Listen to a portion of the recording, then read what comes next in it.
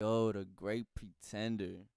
This is a cool anime. Put on some casual fly shit, you heard? On some jazzy, classic, real heist shenanigans type tip, you feel? If you a fan of like detective-ish or problem solving or disguising or even being a con artist, yo, this one for you. But real quick, let me give some director props. The director of this John was Hiro Kaburagi, and the writer was Ryota Kosawa. I knew this anime was gonna be one I liked just from the intro, when Makoto was hanging on the Hollywood sign. Like after watching hella shows for years, you start to know like off rip when something's fire and something's trash. And this is definitely not trash, it's fire. Y'all really did y'all thing. And that also makes me want to shout out to Kita Yusuke, the art director. He did his shit with this. Art styles, background, scenery, all very nice. Good job. Shout out to the staff on that one. Before we begin, I would just want to give a quick and fast spoiler warning. Um, The Great Pretender is a show that is 100% best to go on blind to, so I truly do suggest that you go watch the show first. It's 2 seasons. I think it's probably like 13 or 14 in the first season, and 9 definitely in the second. It's not that long, not at all. So please go and watch that and then come back to the video for sure. It's on Netflix, so that shouldn't be a problem. And without further ado, let's go into Great Pretender. Okay, the first arc, Los Angeles Connection. I might jump around a lot, so please bear with me. First things first, I gotta clap it up for the intro scene. This scene right here is when I knew I would like this anime. Not because it made me wonder what was happening in the scene, but it's because it's exactly what I expected for this type of anime. Going in, I knew it was an anime about con artists and thievery and all that, and this is exactly what I expected from an anime like this. Like if it was a movie, I would stay in the theater type shit. It was clean and crisp and clear and brought my attention and made me keep on watching. So here we are now. I'm gonna be real quick and explain Makoto by saying he's a Japanese con artist, swindler, whatever you want to call him. He takes niggas' money, but by deceiving them in some way. Con artist, a person who cheats or tricks others by persuading them to believe something that is not true. And that's exactly what this man does. While he's chatting it up with my guy at a restaurant, he meets a blonde tourist. And this blonde tourist is the best thing that ever happened to his life. Come to find out, this dude is the godfather of all con artists. Laurent Theory, a French bastard who will take your bitch and drink drinks. Makoto follows Laurent all the way back to the Americas to Los Angeles. And this is where they get into some big shit. The first day Makoto lands in America, he's already meeting a drug lord by the name of Eddie Casino. Now, coming to think of this, I thought this show was about to be about some different shit. I thought it was about to be some mature shit.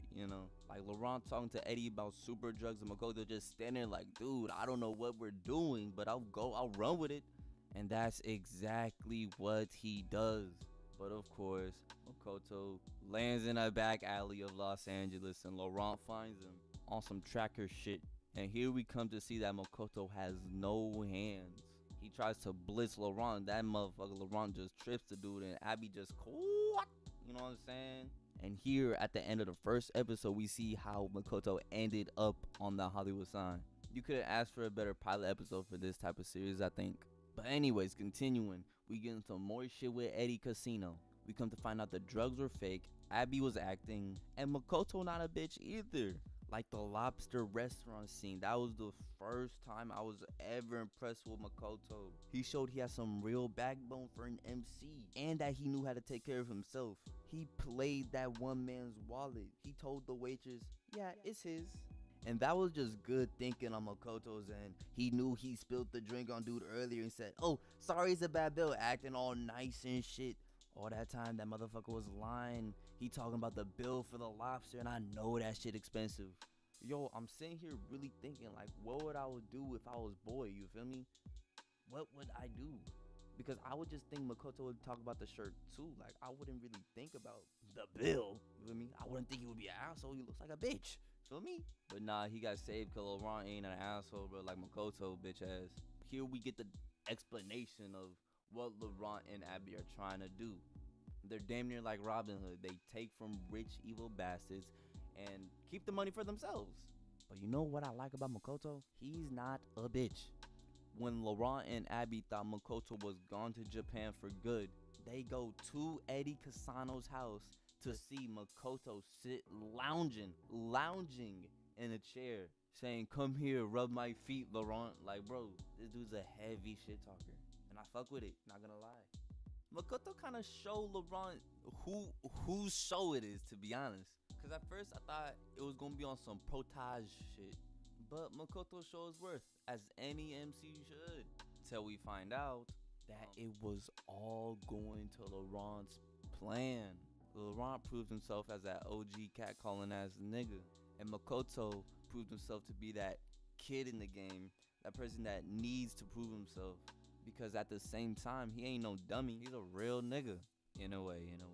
Not too much. Yo, and Police Girl.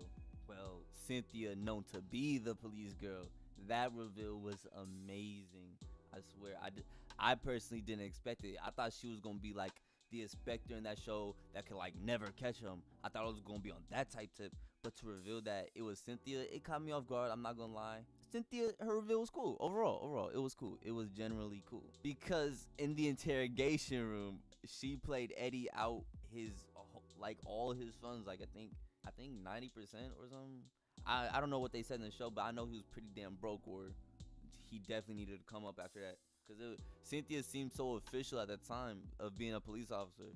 It was just an impressive reveal. Shout out to Cynthia. That was like one of her 2 highlights. But yeah, anyway, and the big reveal to Makoto. And that's where you see like Makoto is genuinely, he's not an asshole. You know, he's not an asshole. He's genuinely a nice person because he decided to lock himself up for like, what was it, 3-4 years? Something like that. But then you know what the directors do. And that's what I like about the transitions from arcs to arcs in this series. Because it's like they keep you wanting to be interested, which is, it rewards it. They reward their viewers for sure. Because in the next arc, the very first scene we see is Makoto damn near dying in an airplane, bro, with Abby with a crazy ass smile. I'm like, what the fuck did they get into this time? Like, that's exactly how they wanted you to feel, and they succeeded in that. And shout out to them. Okay, so we come to find out that these characters don't do the things they do for no reason, you know? They have substance like all characters should. Like in Abby's life. Ooh. I didn't expect it when I saw her to be she was a ballerina, a dancer. But okay, one day, I think it was like, this was probably Abby's happiest day in her life when this happened. But I mean, you would think it would be her happiest day of her life. You would think. Because she won a medal. She loved to dance. Probably at that time, most definitely. And her mother and father were there. So you would think that was the best time in her life. Because after that, it was ass. Wait. Hold on. I had to stop and derail. Hold on. How the fuck did Abby live? I can't be missing something, right? Like, no Wolverine shit happened. Like, I can't be missing something, right? Like, she was supposed to die, right? Because her parents died in that bomb explosion, right? But anyways, after that, Abby's life was shit. And she started playing niggas her whole life until Laurent came in the mix and say, hey, your skills are way too valuable to just get this little petty shit. So shout out to Laurent, MVP. Back to Singapore. Here we see Abby's, I think, greatest influence for character development. This is when her and Makoto really start to, like, their bonds deepen. No Naruto. I mean, speaking of Naruto, Makoto is on that tip. He wants to be a shoulder for Abby to cry on. But Abby's like, no way. Until the famous glass scene. That nigga Makoto's like, shit, you wanna die so bad? How about this? And he jumps out the window with her like this. But that's when them instincts start to get you in, like, I wanna live. I wanna live. But yeah, here we really see that Abby's comfortable around Makoto. They damn near on some Rock and Revy-ish, huh? No, they is.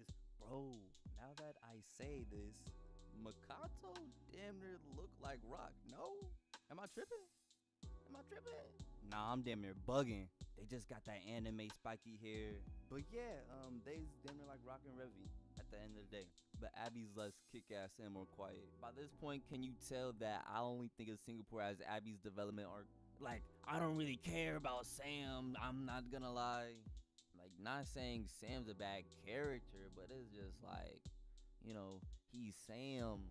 He's Sam. Like, what do you want me to say? I can't take him serious. I really can't. I could take Eddie Casino serious, but I can't take this man, Sam, serious. I don't know. It's just something about him. Like, he's not a villain. He's just an asshole.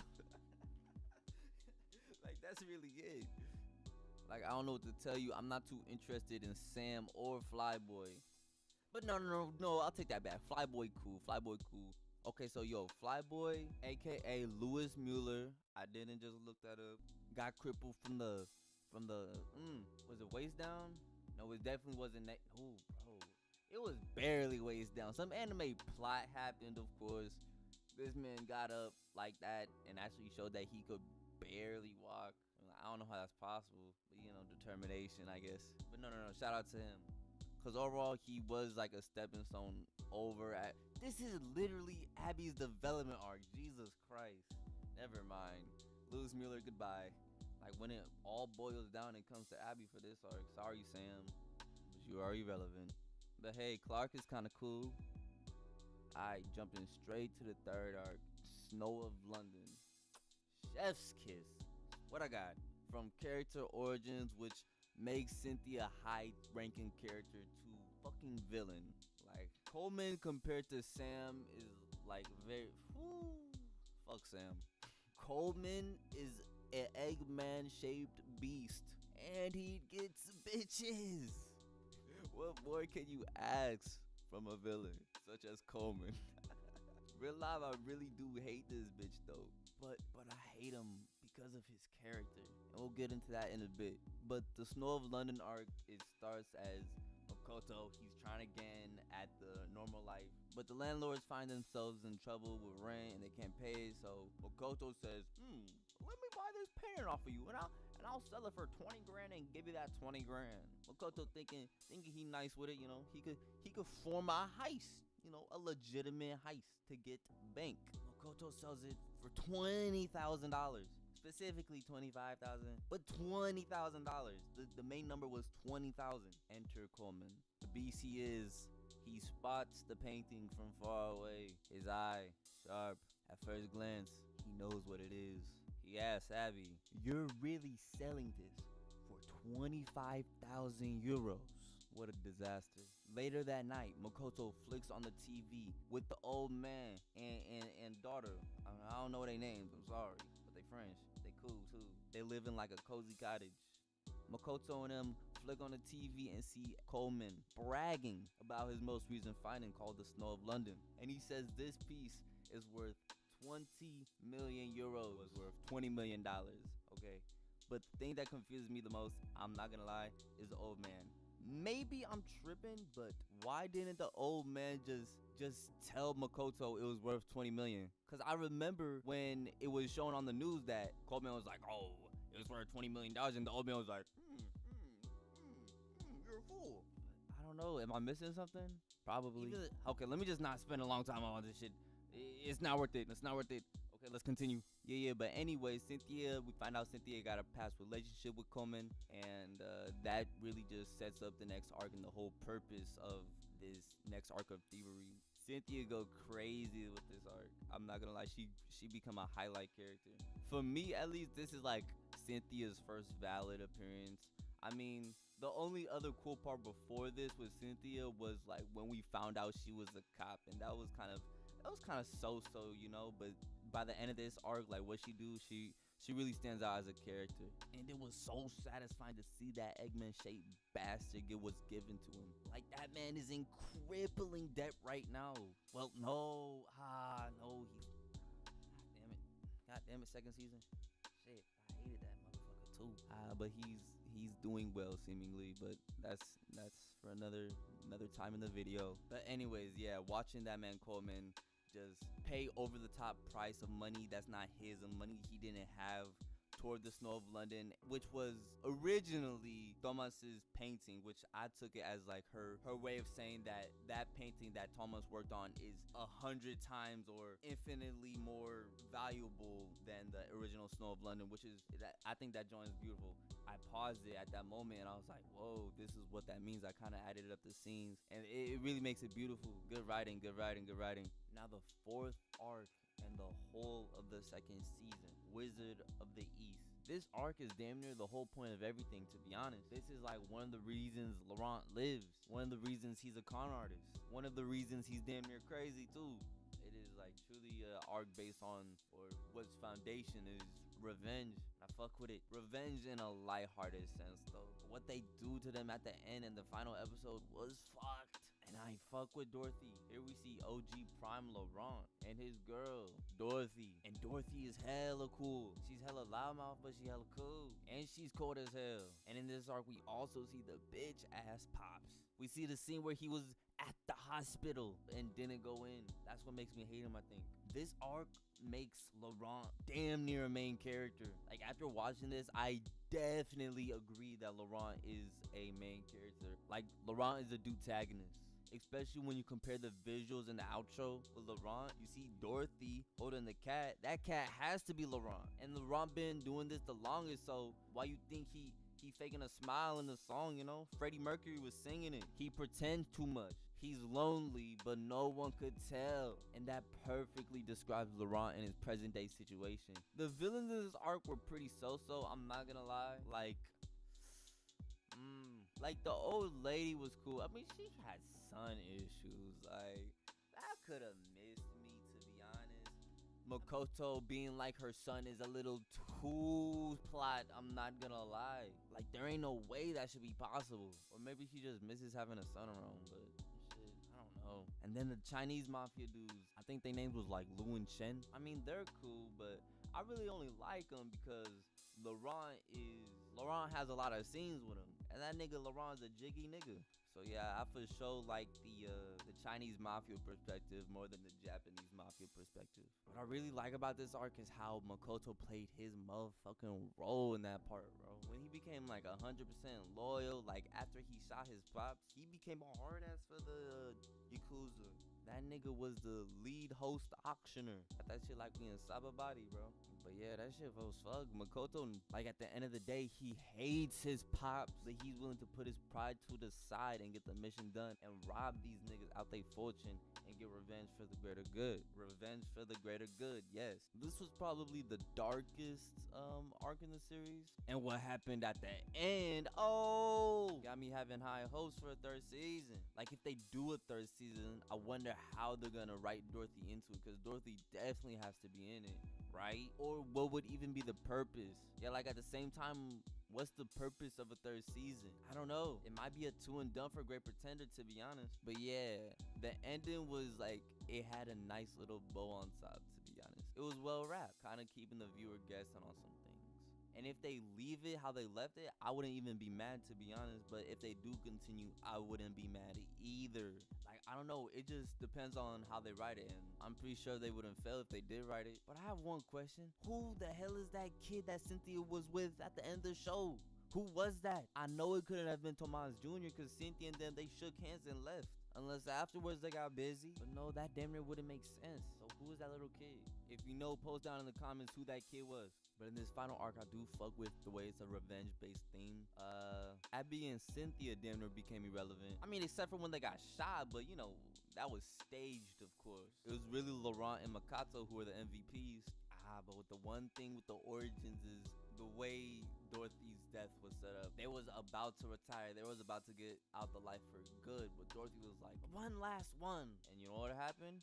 Is what was expected what happened. Dorothy, quote unquote, died. Shit hit the fan. So that part was kind of predictable, but I still enjoyed watching it. And other than that, like, what else? Like I said, I felt so about the villains. I didn't really like Mob Lady. She was I like the Chinese mafia dudes, Shin and Lu. Yeah, they was cool.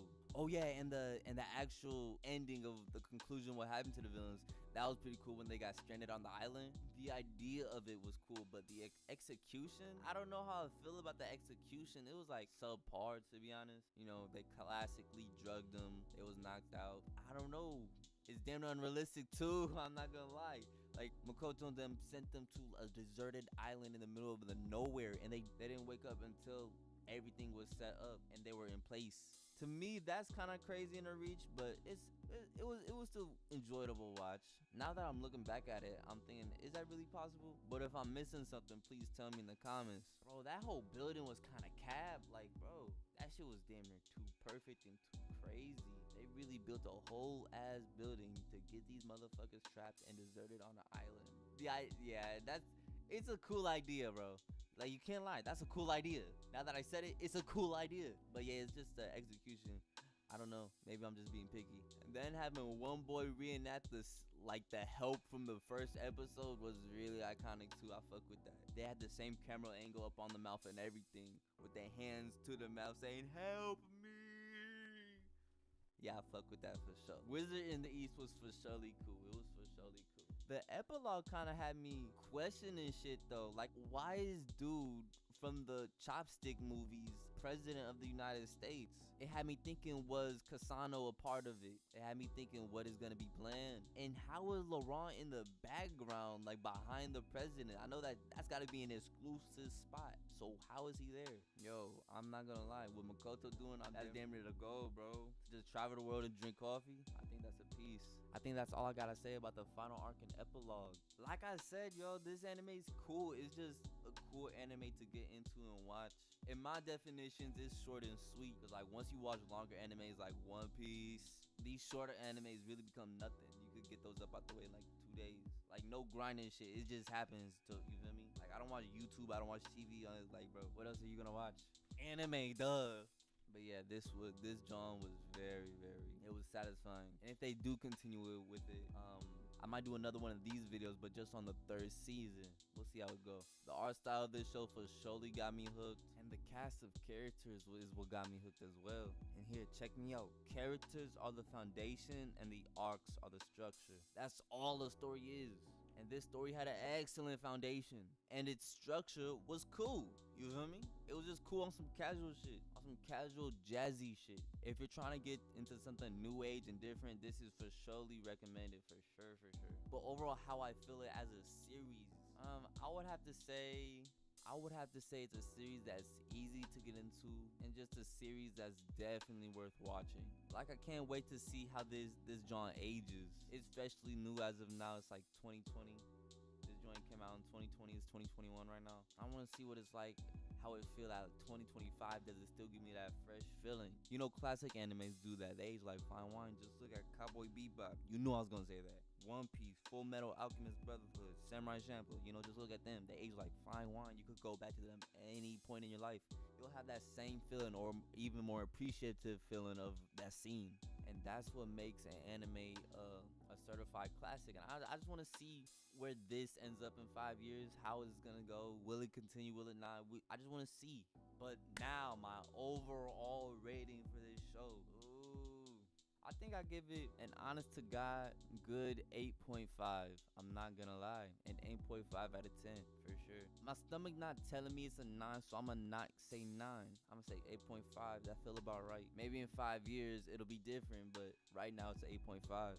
And I'm not mad at that. My opinions are liable to change, especially if we discuss it in the comments. Go crazy. But yeah, that's kind of all I really have to say. The Great Pretender is a great anime, definitely worth watching. For sure.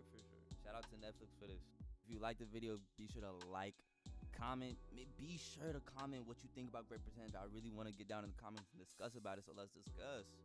I'll reply back too, I promise. Make sure to tell me your favorite moments, your favorite characters, your favorite shit, your favorite bitch, whatever, my nigga. Maybe your favorite song. Which one do you prefer, intro or outro? I definitely prefer outro. That man Freddie Mercury sung his heart off for that shit. And the cat went crazy. But don't forget to subscribe if you enjoyed the video. And be sure to hit that bell if you like the video, or you like me and just want to see me in my next video and see how I do, you know. This is the first of many. And if you thought this was nice, check out my boy Cedric Murray's content. His link is in the description. He does reviews and stuff, funny gameplays, all that. So just make sure to show some love, and I'll see you in my next video. This was Brannon on the run, and that was Great Pretender.